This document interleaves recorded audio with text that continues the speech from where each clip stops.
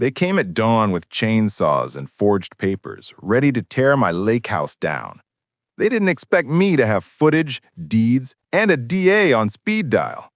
By the time the judge finished, their contractor's invoice paid for my repairs and their HOA budget was gone. They came at dawn with chainsaws and cement saws like vandals, looking for an audience. The HOA had contracted a demolition crew to remove an unsafe structure on the lake, their words, on a fax that looked suspiciously informal. My lake house sat on stone piers and family memories. It also sat on a recorded deed that clearly marked my riparian rights. Still, men with hard hats and a work truck drove down my drive, clipboard in hand, eager to begin. I walked to the shoreline as they unloaded gear, the sun low and the mist rising off the water. I told the foreman to stop. He waved a paper at me and said, "We have orders from the HOA." I asked to see the permit. One of the guys shrugged and handed a photocopy of a letter that didn't match county records. The foreman's smile thinned when I told him the county inspector was on speed dial and that I'd emailed the recorded deed to the district attorney. They began anyway, pushing a skid steer toward the dock. I called the sheriff and my attorney and then documented everything. I live-streamed the scene, drone overhead, my neighbor filming from her porch.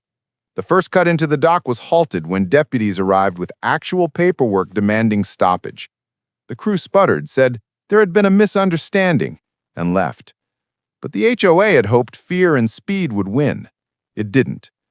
Over the next month, I filed a civil suit for trespass, attempted destruction of private property, and a request for injunctive relief. I compiled invoices, drone footage, witness statements, and the damning emails that tied the HOA president to the contractor's checkbook. The county auditor opened an inquiry.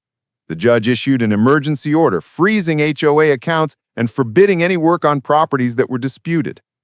Depositions followed. The contractor's insurance carriers discovered the lack of a proper permit and the HOA's forged authorizations. The paper trail grew into a stampede. In court, the HOA fumbled explanations.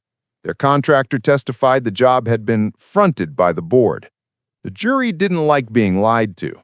The verdict ordered restitution for repair costs, punitive damages, and legal fees, enough to wipe out the year's HOA operating fund. The HOA president resigned in disgrace.